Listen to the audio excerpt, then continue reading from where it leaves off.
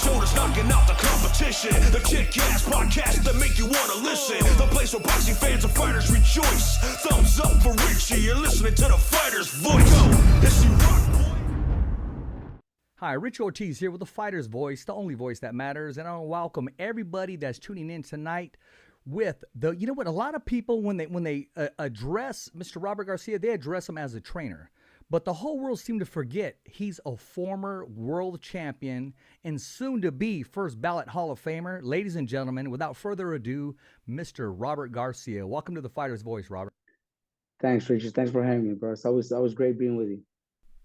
Robert, I know you were busy last week. It was a big week for you, man. And, you know, we wanted to get that interview with you from being at Tokyo. But you know what? Things happened. You have other obligations. I didn't want to be that guy that, hey, you know what? If we didn't have to do this, this would have happened. So I was very supportive of both you and Joshua, the Professor Franco. Let's jump right into that, Robert. First of all, how did Tokyo treat you? Beautiful, man. It's a beautiful country. Not only is it so beautiful, the people there are great. Everybody treat us really good. The promoters, our opponent's team, the fans. It was great. The people were awesome. How was the food, man? And was it hard to order? You know what? The food wasn't bad. My son Pita had already been there like a week before us. And when we got there, he already had all the restaurants, everything lined up. So we had good food. The food was great. I mean, did you have any idea? Was it a surprise? Because it was a surprise to all of us. You running into Sean Gibbons. You know what? I was surprised. I didn't know he was going to be there. When we walked into the ring and we're in there getting ready for the introductions, I hear somebody screaming at me, and I turned. There's Sean Gibbons. He was there. I'm sure he was there with a few other fighters, because there was a few fighters there that I think they were from the Philippines. So I'm pretty sure he was traveling there with them. So yeah, it was surprising to see him. But he was there showing. He also showed a lot of support right there during the fight. Yeah, I know. He kind of reminds me of Ali Setback, man. I mean, he's everywhere. Everywhere. He's everywhere. Viva Sean. True. So, Robert, let's get right to it, man. Let's talk about the event itself. I mean, I stood up late. I was looking every stream event that I could possibly find. I finally found it.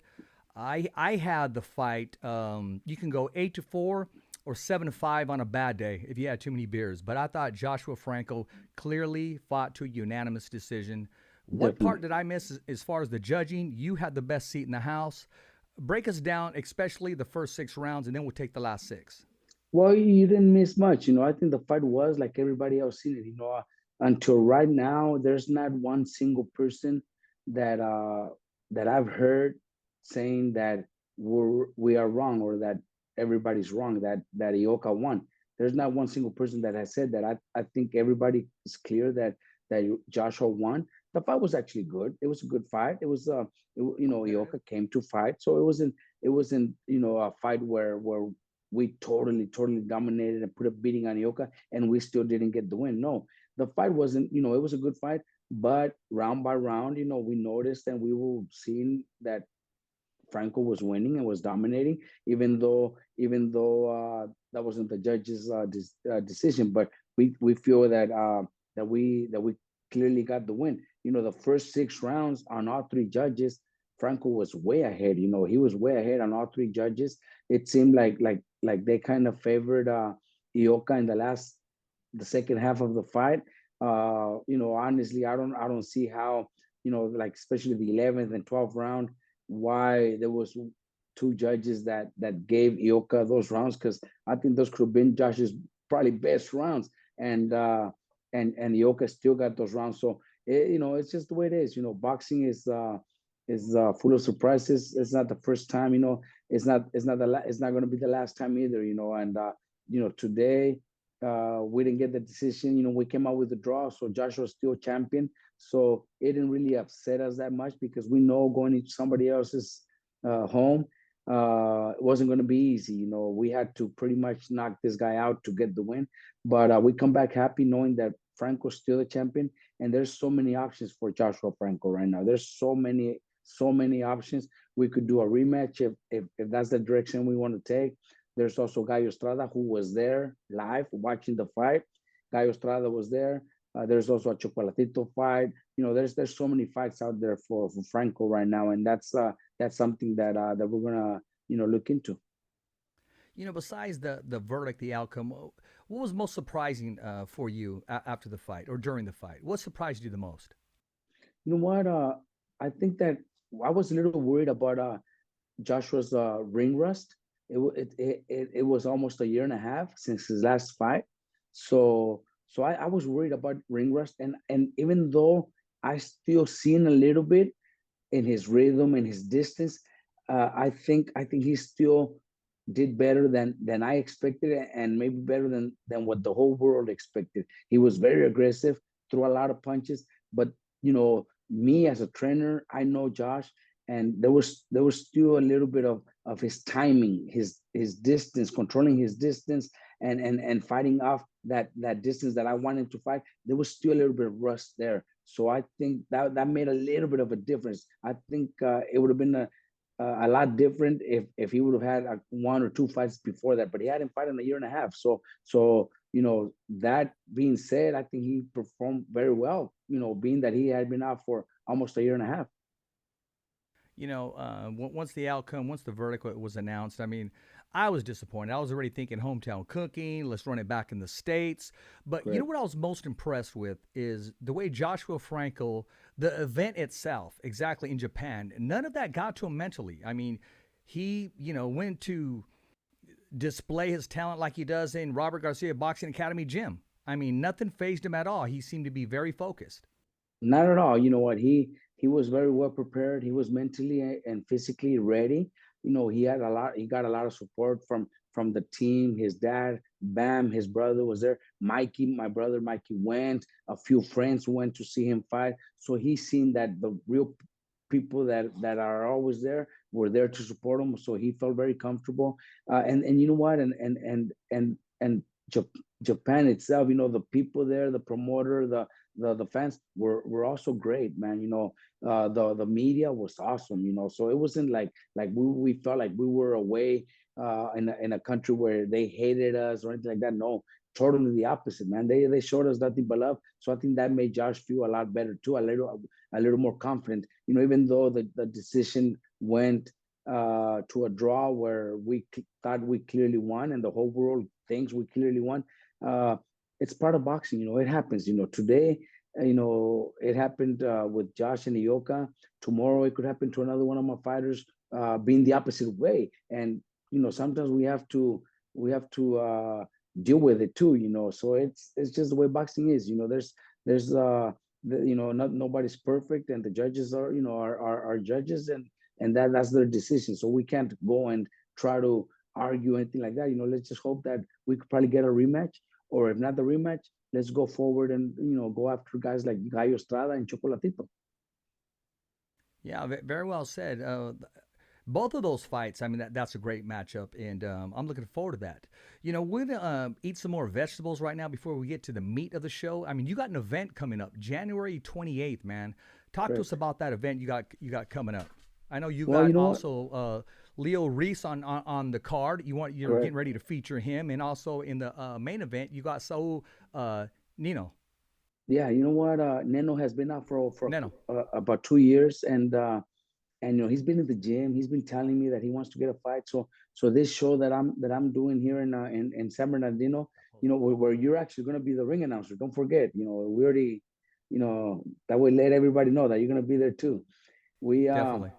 we have we want to do about 4 shows here in California and another 4 shows in Texas, because I have quite a few fighters from San Antonio, Texas.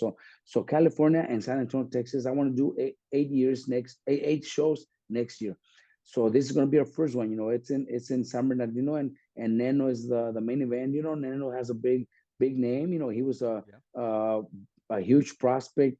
Fighting on Telemundo and all those top ranked shows, that solo boxeo shows. He had knockouts of the year and stuff like that. So he had become very popular.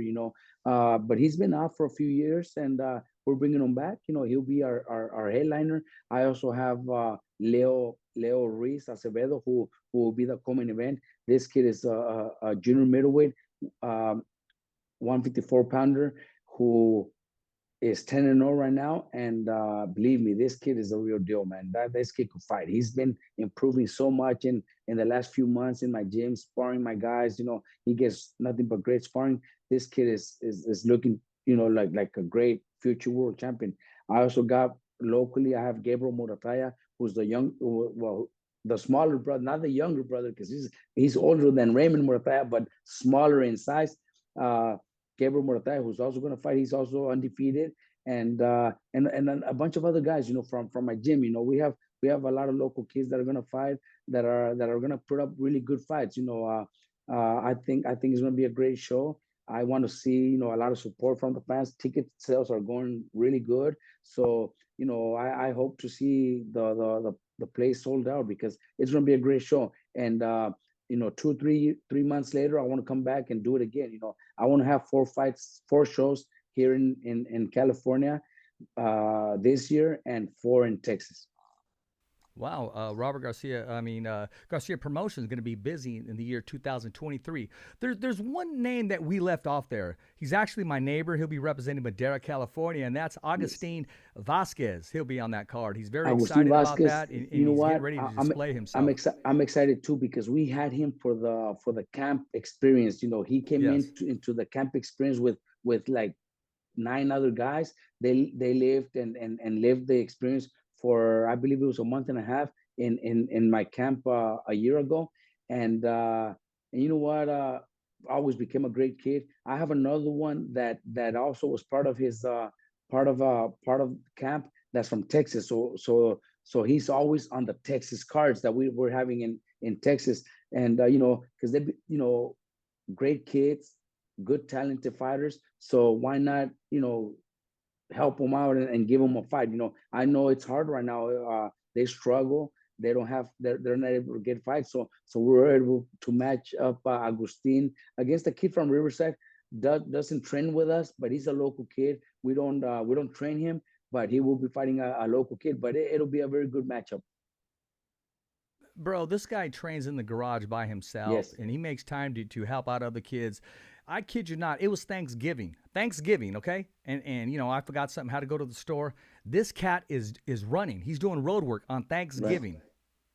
No, you know, Agustin is very dedicated. You know, the month and a half that he was staying in camp, he showed that he's very dedicated. He has a dream. He wants to succeed. And you know, if I'm able to put him in a card, why not? You know, I think he deserves it. He's a hardworking man. I mean, that's good, man. I mean, you know, given the opportunity, and the rest is up to the individual, man. And you know, boxing, right, it's a tough sport, man. It's not for everybody, and just got to be ready when your number is called. Exactly. So I want to talk about this, man. I mean, I'm going to throw the name out there, and let me know what comes to mind, even if it's off the wall or it's on the wall, because I compared you and him only because you are the two most honest individuals when it comes to the sport of boxing. And he was at a press conference, and I said, it's both you and Robert Garcia that whenever I ask a question, I get an honest answer. And what comes to mind when I mention the name Regis Prograis? Regis Prograis, you know, he's a warrior, man. I think that comes to my mind. A warrior, very talented fighter, world champion. You know, what else can I say? You know, he's a great person, great fighter, great champion. If you were his manager, I'm going to let you play matchmaker for a little while. Would you line him up with? I'm going to throw 3 names out there that come to mind: Arnold Barboza, Teofimo Lopez, and the one the world wants to see is Jose Ramirez. Now let's start with Arnold Barboza first. See, well, the thing is that, you know, in boxing there is it's not only is it a great sport, but it's also a business to a point where when it comes to negotiations with other promoters, with purses, it could turn into a problem, especially when it has to go to purse bids and stuff like that. It turns into a problem where sometimes the purse bids are you know, percentages are not even, and you know, there's fighters where there's no way they could take it. We had that situation with Jose Ramirez and Regis himself. We also had the same situation with Joshua Franco and Gallo Estrada a few months back in September. So, you also can't blame them. Like, we can't try to blame Jose Ramirez or blame Gallo Estrada for not wanting to fight Joshua Franco when the money wasn't right for him and he decided to move on. And then he went on and got a great fight against Chocolatito and won it. So that was the best thing he could have done. Jose Ramirez, same thing. There's a purse bid that makes a big difference. So it doesn't, why would, myself as a trainer, Rick Merrigan as a manager, Top Rank as a promoter, they're definitely going to advance their fighter. That's not the right thing to do, because, you're going to get 3 times more in your next fight, fighting in your hometown against somebody else, and where it doesn't make sense, where you're fighting somebody very tough, very dangerous for 3 times less money. So it just doesn't make sense. That's just the way boxing is. The 3 fighters you mentioned are all with Top Rank. So for Regis to be able to say, I could fight those 3 guys, line them up, you could Barbosa, then Teofimo, then Jose. It's hard because they all 3 are with Top Rank. Then that means Regis would have to make a deal with Top Rank to be able to do something like that. Even if they're with Top Rank, all 3 are with Top Rank. We can't say we want to fight Barbosa first, then we want to fight Teofimo Lopez, then we want to fight Devin Haney. We even though Jose Ramirez is with Top Rank, we can't say that ourselves, even though we're in the same promotion. So Regis Prograis, he's with a different promoter, different team, a team that, if I'm not mistaken, Top Rank won't even work with. So it's going to be a lot harder for Regis to get those fights. It's going to be very tough, and Regis is a great fighter, great person. He's up there, he's a champion. He's, amongst the best at 140. So he has to really make a decision what he really wants to do, because, those fights are there, but it's, he could also say, okay, well, I understand maybe Jose Ramirez is a big draw, especially in Fresno. He's a former world champion, former unified champion. Let's do 50-50. I'll do it myself. He could say, I'll do it myself. I don't have to, if the WBC says it's 75-25 or whatever it is, let's make it fair. Let's do 50-50. He could say that too, but he's not going to do it because it's business. It's just the way business is. So he's not going to say it, just like us. Why would Jose accept a smaller percentage when it's just not worth it to him? I agree. I'm going to ask you this question. I've asked you this a couple years back, and let's talk to Robert Garcia, the businessman.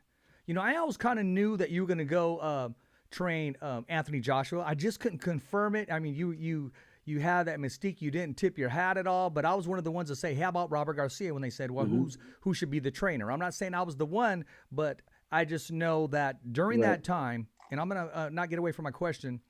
A lot of people don't give you the credit that you deserved on that fight, because I told you after the fight, I've never seen Anthony Joshua throw body shots and move his head, like a Mexican fighter.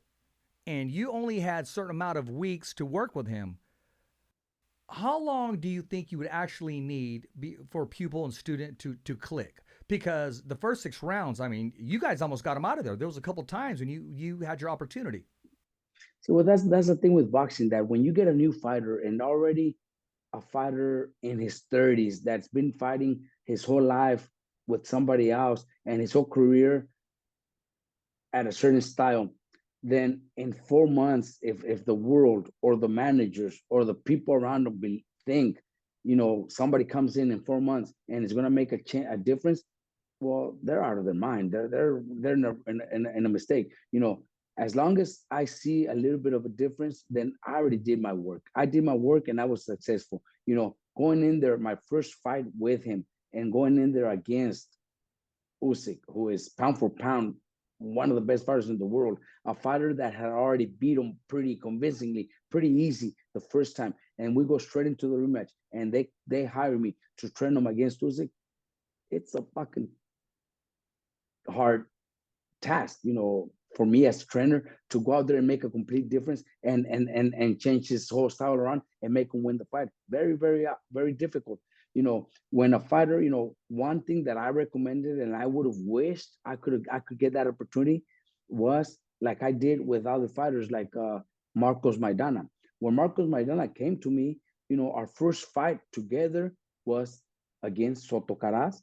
Wasn't an easy fight either, but it was a guy that, okay, let's see what we've been teaching him. Let the world show what I've been teaching you, what I've been teaching him. And the first fight, the first thing that everybody started saying is, wow, he had a good jab. Maidana worked his jab really good and seemed like a good improvement. Then we go into our second fight. We go with Josito Lopez, who I love. He's now my fighter, and went out there and did the same thing. Showed a lot of improvement. Stopped him. I don't remember which round, but stopped him, which was a great win, great stoppage win against a warrior, the Riverside Rocky. So that was our second fight. Then our third fight, we go to Argentina to fight in Argentina, get a hometown fight, got a good knockout. I don't even remember who he fought, but I got another one. Then we go into Bronner. But I already had 3 fights with Maidana, working on them little by little, fight by fight. And then we got to a point where then we go against Adrian Bronner, beat the shit of Adrian Bronner. Then we get Mayweather, look good against Mayweather also, where I thought we won the first fight. So that was a process. It took over a year, fight by fight, to improve him, to show the difference, for him to know me, for him to feel confident with me, for him to feel comfortable with me. With Anthony, fuck, man, we went straight into Usyk. Our first fight together, straight into Usyk.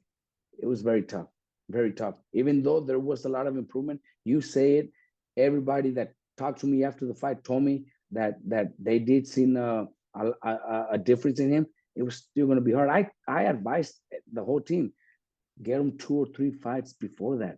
2 or 3 fights. Forget about the rematch. Who cares if you guys had a contract? Who cares if it's going to make you look bad? No. If you get 2 or 3 fights before that and you get 2 or 3 good wins, people are going to forget about the rematch clause. They're going to say, damn, fucking Anthony's looking good. He can knock this guy out. Then he goes and knocks another guy out. Then he goes after Usyk for the rematch. That's what they should have done.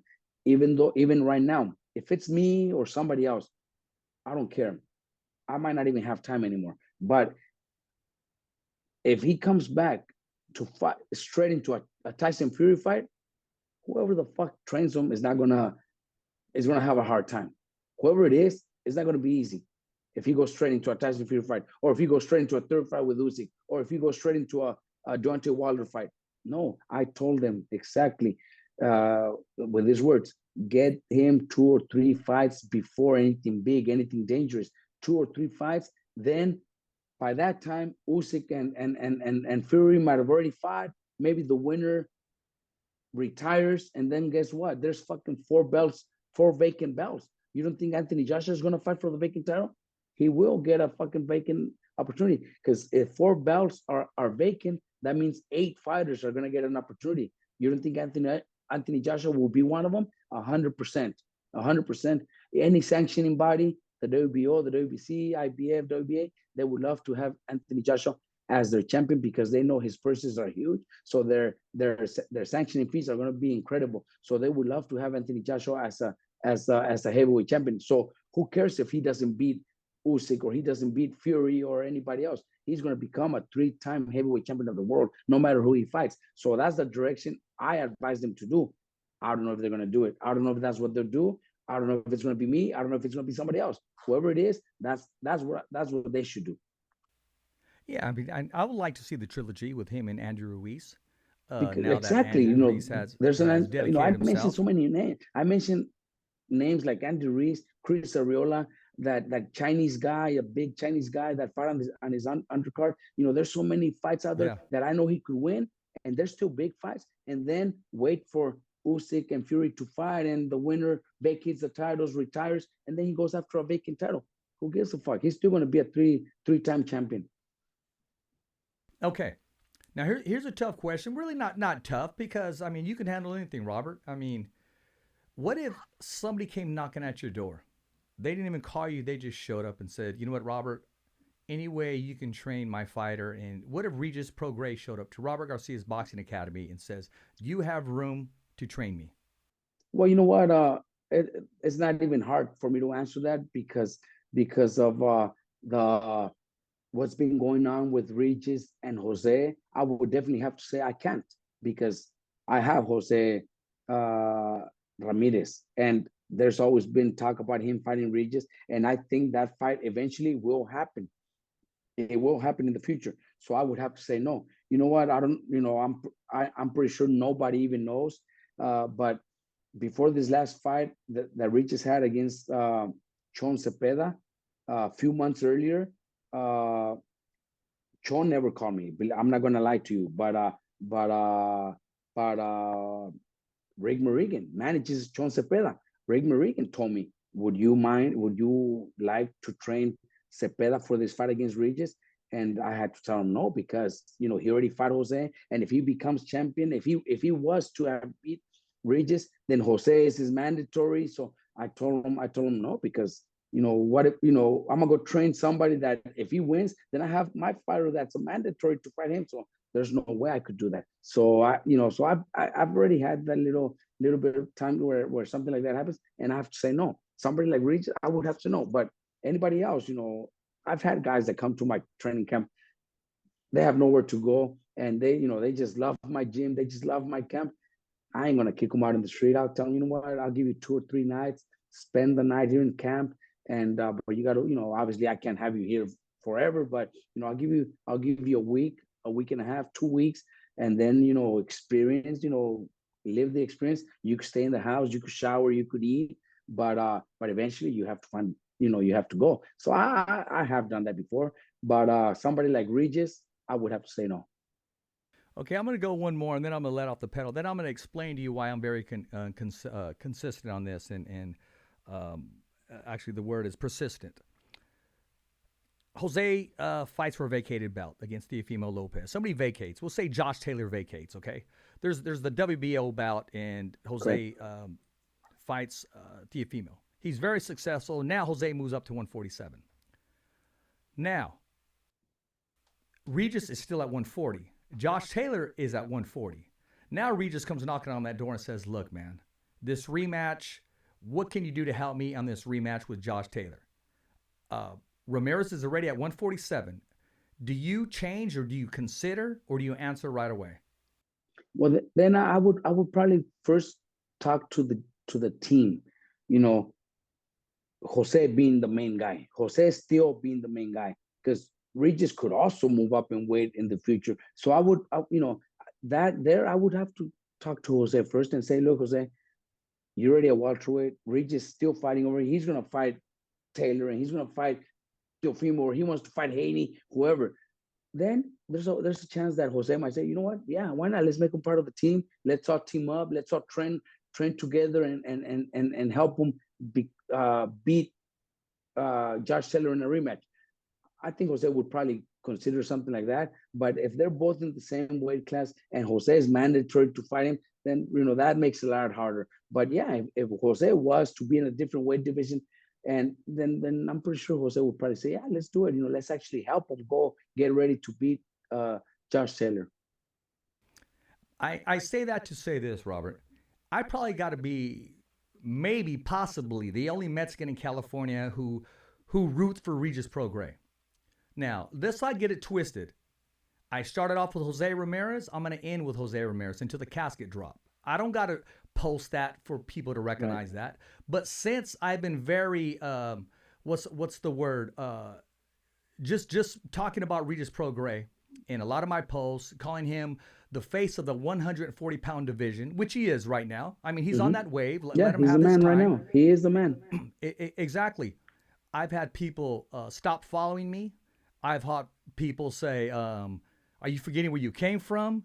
On and on. When I started The Fighter's Voice, I didn't want to be the best podcast in Fresno. I didn't even want to be the best podcast in California. I'm looking at going worldwide. I mean, that's why we've had the Maloney brothers on, et cetera, et cetera.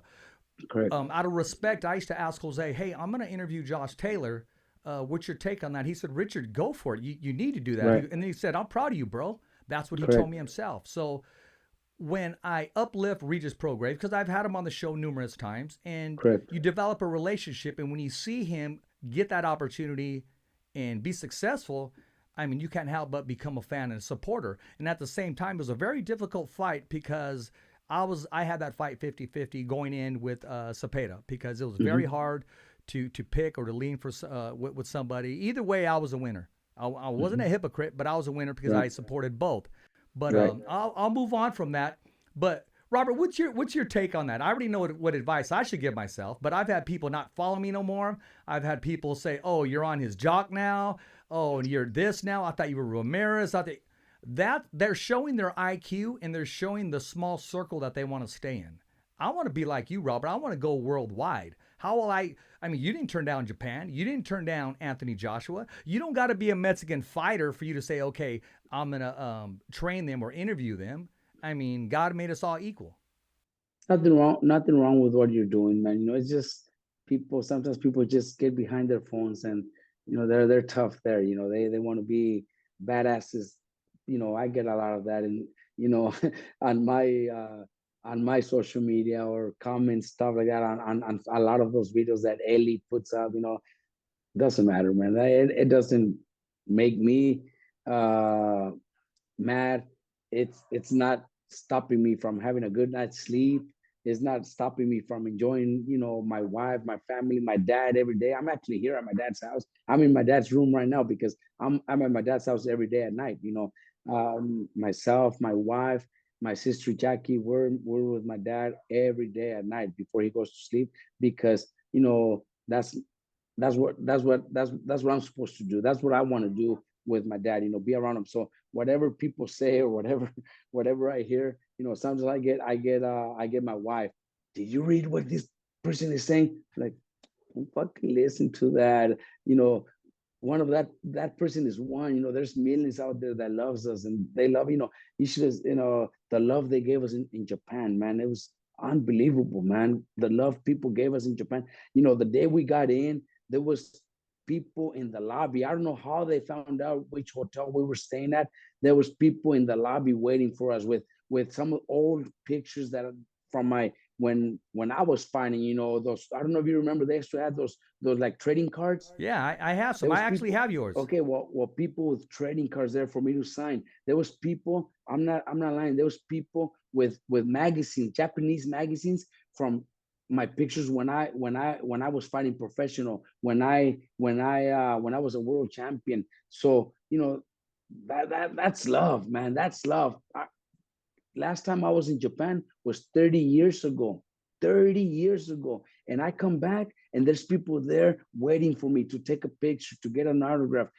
Mikey got there a day after me, and he was staying at a different hotel. And Mikey told me, "Hey, Robert, did you tell anybody where I was staying?" I'm like, "No, why?" He says, "Because there's a lot of people in the lobby waiting for me." I'm like, I don't know how the fuck they find out, but that's the love that's what fucking makes me work even harder. Not one person on the phone talking shit, so that, like I said, that doesn't stop me from sleeping. I live a great life. I have a great family. I have all my kids that are there to support, and that's all that matters to me. Keep making my dad happy every day, making my dad feel proud of the work that we do every day. That's the main thing. There you go, man. I mean, the flip side, Regis could say, "No, I ain't gonna fuck with you. You're Team Ramirez. I'm not gonna tell you anything. I'm not gonna, But no, he knows the way the sport works. Exactly, and so that's the way it is. And Regis is a great person, and he knows how the way it is. So he's a smart man. He knows what he's doing. Yeah, he does. Robert, one of the questions that came in was, what was the biggest surprise you received without notice that somebody just walked into Robert Garcia's Boxing Academy? Because when I went there last time, ESPN was there, Showtime was there, 2 times shooting segments.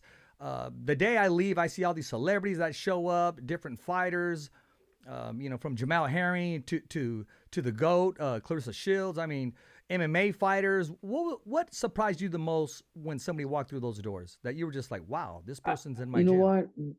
It's a few. I'm not mentioning to you one by one, because yes, they were surprises that caught my attention. Like, holy cow, I was surprised that they showed up to my gym. And one of them is Floyd Mayweather.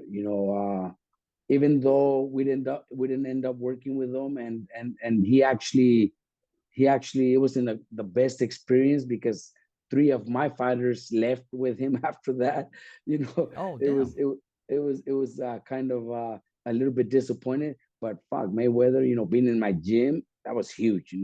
Huge. Mayweather being in my gym was something that I would never expect, him to show up and just hang out and be there while my guys are training. And that was really a big surprise. Mayweather was one of them. Then another one was Dana White. Dana White came to my gym one day. He sat there, watched everybody train. Was very friendly to everybody, and showed a lot of respect and a lot of attention to all my fighters, myself, Mikey, was there too. So he was a very professional person that I really admired, and what he's doing and what he's done in his sport is unbelievable. So those two are probably the biggest surprises, knowing that, man, these guys came to my gym. Even though I've had guys like Julio Cesar Chavez, who is Mexico's idol. I still think Dana White and Mayweather are probably like the biggest surprises. With Chavez, I can say it was a surprise because I was already training his son. So I kind of expected him to be there once in a while. And he did show up once in a while because I was training his son. But the other two, that they were surprised. I remember, one question I want to ask you, because I always thought about this too, because you must have a box full of stuff. Robert, what do you do with the stuff that fans give you, like a hat, like a shirt, like, just when they give you stuff? Because I know myself included, I've given you Fighters Voice hats, beanies, and sweatshirts and shirts. This question's coming in. What do you do with that stuff? Do you just pile it up, or Yeah, you you know just... what? I try to keep everything, everything in my closet. I try to keep as much as I can. I don't have everything, honestly. I would be lying. It's just hard uh, to be able to keep everything. Sometimes there's stuff like maybe a shirt that might not fit me. I'll give it to my son. Stuff like that. So I don't have everything, but one thing I know is also a fact is I don't have anything that I from myself, like say. Trunks that I wore when I fought, shoes that I wore when I was training. I don't have none of that stuff. I've never kept anything. I don't have any any posters. I have two posters in the gym, but it's because one of my friends, Bill, Primo Bill, we call him. He brought them to me because he was a fan since I was fighting at the Great Western Forum. My fourth and fifth fight. Yeah. He was already a fan, and he had some posters. So he brought them over, and I have them there in the gym. But I don't have it. I never kept anything. I never kept anything that when I was fighting. So I'm not one of those persons that likes to keep and memories and stuff like that. I don't. I don't have. I don't keep pictures. I don't keep any of that. So some of the stuff that I get from fans, yeah, I try to keep them. I'm definitely not going to throw it away. But if I don't have it, if I don't use this, because maybe I gave it to one of my sons, or from moving from one house to another, maybe it just disappeared somehow. I don't know. But I try to keep everything, and I'm very thankful for everybody that comes to me and says, "Look, I got you this. I brought you this hat. I got you this shirt." More than thankful for all the love that people show us. Oh, you've always showed me love. You've always put that shirt on, even during your fights, man. And that doesn't go unnoticed. I appreciate that Right. a lot. There's a local event that's coming in Madera, California. Do we have that poster, Daniel Gonzalez boxing? If not, we're going to bring it up right now. I'm delivering a message. He's going to have an amateur event taking place in Madera, California. And he said, Richard, let him know. It's called the Madtown Throwdown. Tickets are $20. It takes place Saturday, March 4th, 2023. It's going to be at the Matilda Torres High School gym. It's also going to be sponsored by the WBC. So make sure you get your tickets. Sponsors are all open for that in Madtown, Madera, California. He said, Richard, you're going to have Robert on the show. Can you see and ask, do your best? And I said, well, I'm going to have him on the show. I'll bring it up. Let him know that I can put some of his amateur fighters on the show if he's willing to come down and make it That would worth be it. nice. He said, I'll at least put as much as I can, anywhere from a low 6 to as much as 10 fighters. Match them up. And I know you do have an amateur Correct. club. So, That I'll would be let you great. chew on that for a while. The kids, the kids that I have would love. I'm pretty sure they would love to. My son and Chepe, they take them to the tournaments, and there's some kids that are actually doing really well. They have a good group of maybe 20, 25 fighters that are already competing. So I would love to, especially when they know they're going to travel. The kids get all excited when, oh, we're going to go to Arizona. Oh, we're going to go to Northern California. They'll get all excited. So definitely, we'll talk after, so you could give me more information.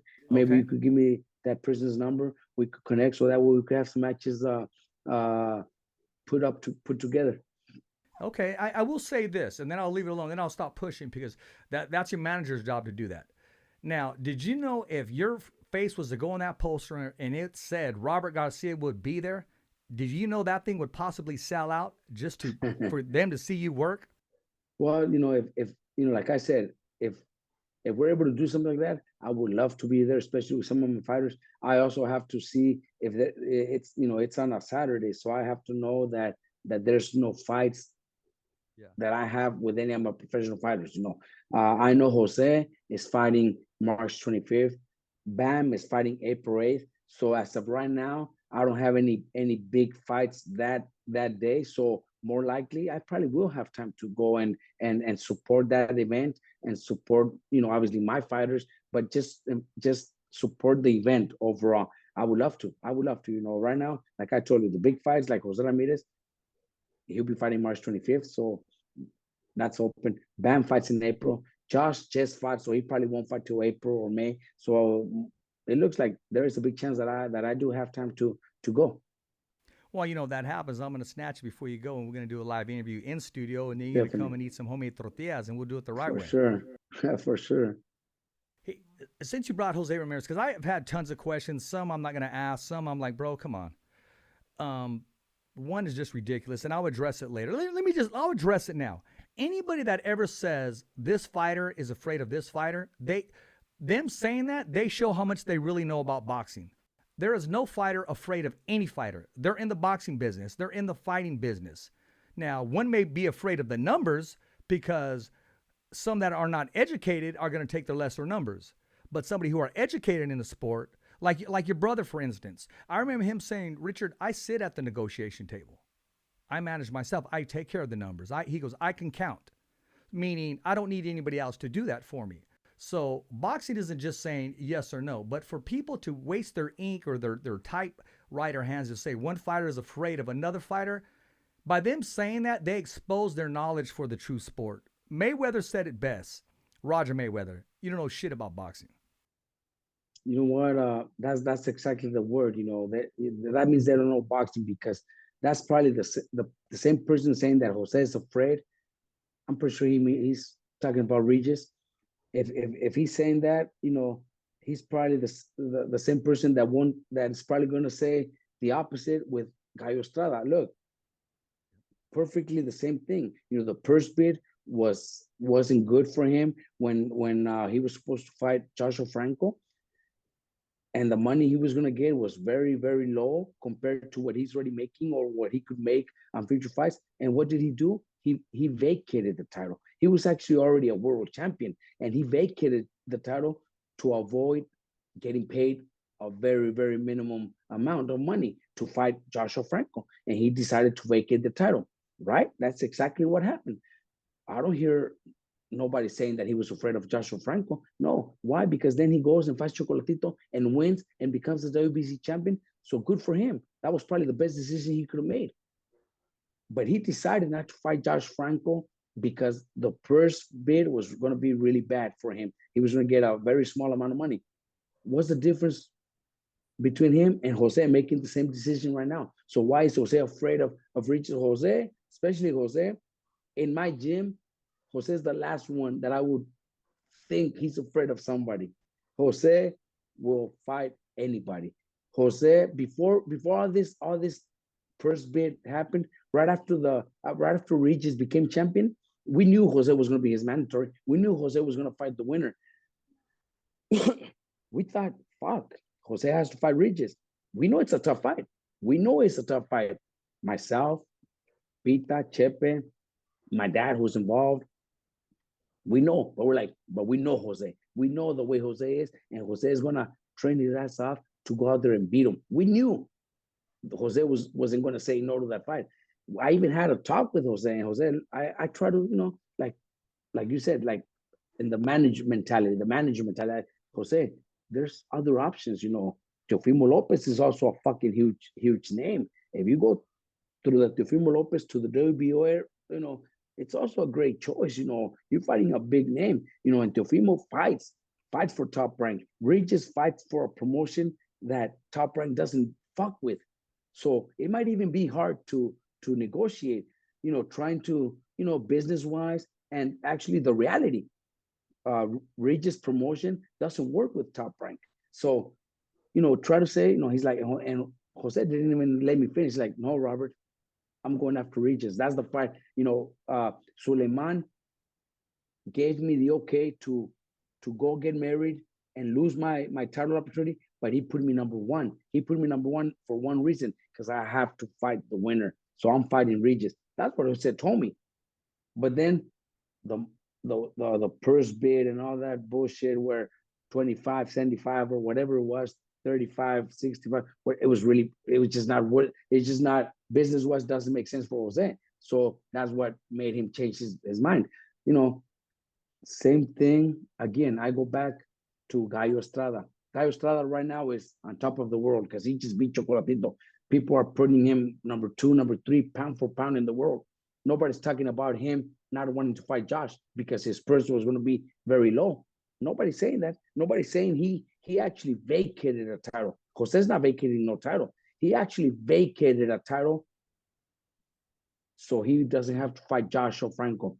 But it's because of the money, not because he's afraid of Joshua Franco.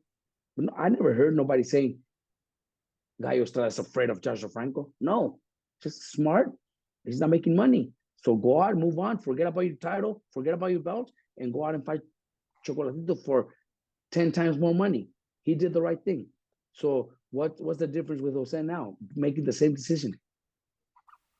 I think you said it best. A lot of people don't know this, or they may.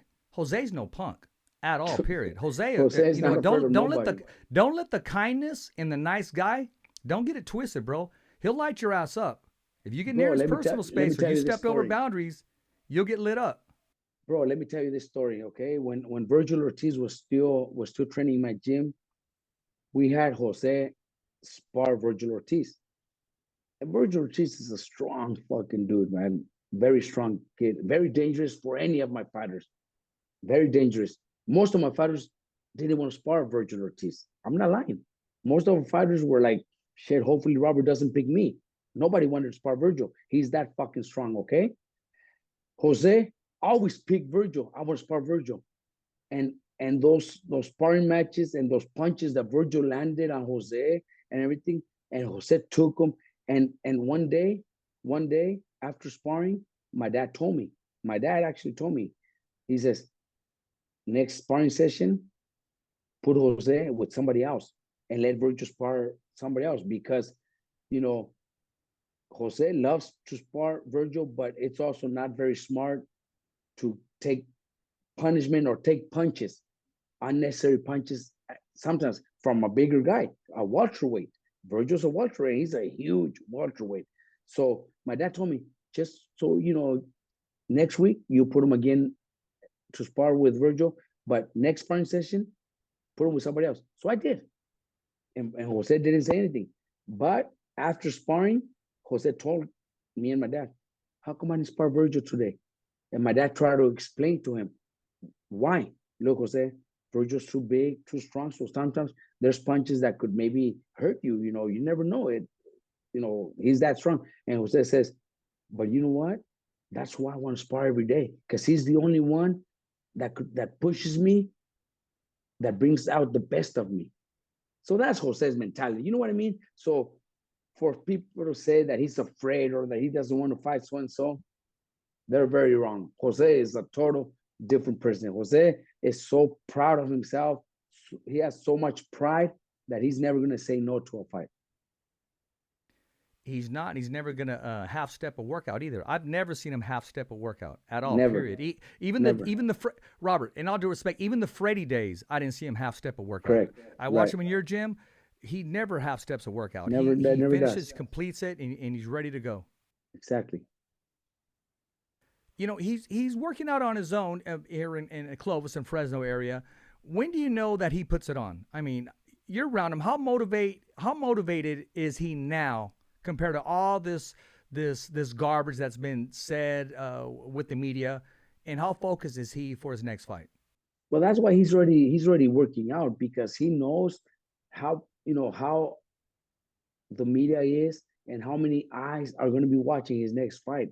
He knows that everybody's gonna have an eye on him. So he's already training. He's gonna start camp pretty soon, because the fight is in March 25th. So we got about 2.5 months. So he definitely has to start pretty soon, but in camp with us. But he already has been training for a few weeks, just because he wants to go out there and show what he really is. And he doesn't, he's been out for almost a year. So he definitely needs to stay in shape and stay ready for his next fight. I'm going to mention two names, and let me know what you think first of all, because one thing I do respect about Jake Paul is that he surrounds himself with some of the best sparring partners and some of the best training. And, unfortunately, he didn't start the sport when he was 4 or 5 years old. He picked it up late. But, he's doing the best that he can with what he has. He just signed an MMA deal. So my point is this. Now there's a possibility of UFC veteran, UFC Hall of Famer, get ready for that picture, UFC Hall of Famer Tito Ortiz, that what I'm hearing rumors, called out Big Boy. Or I'm hearing Big Boy called out him. I had Big Boy on the show, and he said, I never called him out. He called me out, and now he's saying he didn't. What's your take on that fight taking place, possibly on celebrity boxing or maybe Triller boxing? And would you consider train? I don't want to call him a YouTube star, because he is an entrepreneur as far as his weightlifting. If you've seen him work out, I mean, he's a freak out there when it comes to bodybuilding, jumping, cardio, etc. Would you ever consider, if he came knocking at your door, training Big Boy to get in the ring with Tito Ortiz? And how serious do you think the public should take that fight if it does take place? Big Boy is a person that he's actually been to my gym a couple of times. He's I can't say he's my friend, but he's been to the gym. He's been very cool and everything. So I did hear a little bit about him and Ortiz. So it's a fight between two guys that don't have professional boxing experience. So it would actually be a pretty exciting fight. Both guys that are, one of them is an MMA fighter, the other one's like a bodybuilder, just a big famous social media guy. So it's actually a fight that would catch a lot of attention. They're both very strong, big and strong. So it would be a good fight. I think I would love to be part of it, man. It'll be, if it's a real fight, if it's an exhibition, I think it'll catch the attention of all their fans. They have a big following. They have a big following. So it would probably be an exciting fight. I would love to be part of it. Why not? Exactly. And you saying that, Robert, I've asked you this before. I've even tried to match you up, just messing around with Hector Camacho Jr. You're talking about an exhibition. Are you still, or would you be open to that? I'm going to ask this question again in this brand new year, 2023. Are you open for Robert Garcia to step back in the ring with headgear, with gloves, fighting on an exhibition? Yeah, with headgear, with gloves on an exhibition. Let's remember, it's an exhibition. For something meaningful, yes. For a charity event, a good fundraiser or something, I'll be more than happy to do it. Yes, why not? Who would you like to share the ring with? If you could pick any someone that you didn't get to cross paths with, and just knowing that it's a great fundraiser. I mean, the whole world will be listening to you in a few moments, man, when we release this. Well, who would you like to share the ring with? If it was for a fundraiser to raise money for a charity, somebody that needs it, then I would probably choose the biggest name out there, so it could generate a lot of money for that person. And who else than Money Mayweather? You know what I mean? But it would be, in my part, for a charity event for a donation for somebody in need, something like that, then I wouldn't want to do it. I wouldn't want to pick somebody from my gym because I want to make sure it's going to generate so that person could walk out with a good amount of money. So it would have to be the biggest names, Pacquiao, Mayweather, those type of names, Chavez Sr., those type of names that are going to attract a lot of attention, that's going to make people pay so that that person in need or that charity in need comes out happy. Robert, you know a lot of people, man. I mean, you know how people would show up just to support the cause. I mean, let's put a spin on it, man. Get ready, because I can see Robert Garcia climbing inside the ring again in a great event. Well, for an exhibition, I wouldn't mind doing it. And I'd be honored to announce you, man. I mean, I'd make sure. Hey, Robert, it looks like you're going to be pretty busy in the year 2023, man. What do you got to say to all the fans and followers and supporters that support Robert Garcia's Boxing Academy? You know what? I get nothing but love, from everywhere I go. Southern California, Northern California, Texas, Arizona, wherever I go, man, wherever I go, Japan, man, I'm telling you, there was so much love in Japan. It's just amazing, the love that I get from the people. And I just want to continue working, continue giving them the fights that they love, win or lose, I can't win them all. I had a couple losses last year, but they were not losses that make me mad or disappointed. I'm proud of Anthony Joshua, who lost his fight against Usyk, but still went out there, had a great moment, almost pulled it off in the 10th round. So those are the losses, that still make me proud of my work. So, I just got to continue working. I have a lot of fighters, the events that I'm gonna do myself. I'm gonna try to do 8 events next year, and that's all for my up and comers, for my younger fighters, to bring them up little by little. But all the big fights like Jose Ramirez, like Joshua Franco, like Bam Rodriguez, coming up, making noise of himself, Lindolfo Delgado and Raymond Murataya.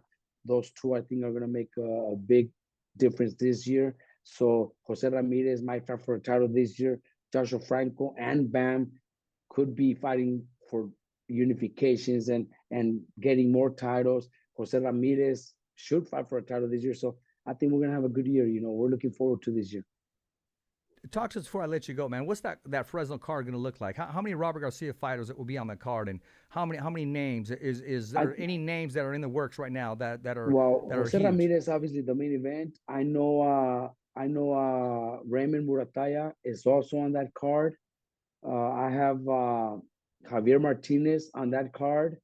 I have Antonio Mireles on that card. And if I'm not mistaken, I was also told, I don't know if there's going to be a change, but I was told that Giovanni Santillán is also going to be on the card. That's the only one that might change because he's already main event, co-main event type of fighter. So they might move him to a week or two before or after. But as of right now, I know Jose Ramirez, Raymond Murataya, Antonio Mireles, and Javier Martinez. So it'll be 4, maybe 5 on that card. I was hearing, if all goes well, that you may see Richard Torres Jr. on that card, and the name Yes.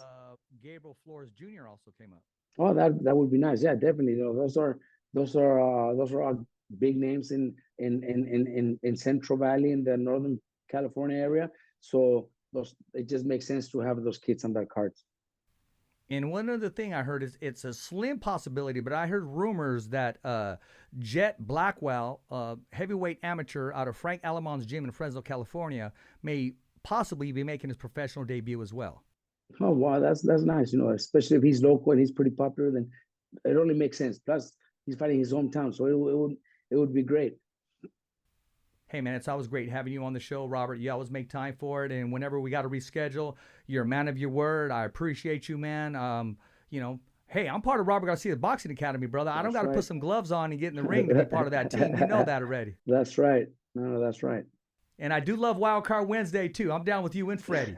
And For sure. And if the late, great Emmanuel's still here, I'll tell you some stories sometime with me and Emmanuel Stewart that I go to the archives. We had phone call conversations. Because he was, man, we'll talk about him next time, man. But One of the best ever. I agree, Definitely. man. And Robert, it's the best part of the show. It's a wrap here with Robert Garcia, future Hall of Famer, and one of the best guests on the show, most honest in the world. It's a wrap. Thumbs up for Richie. Thank you. Thumbs up.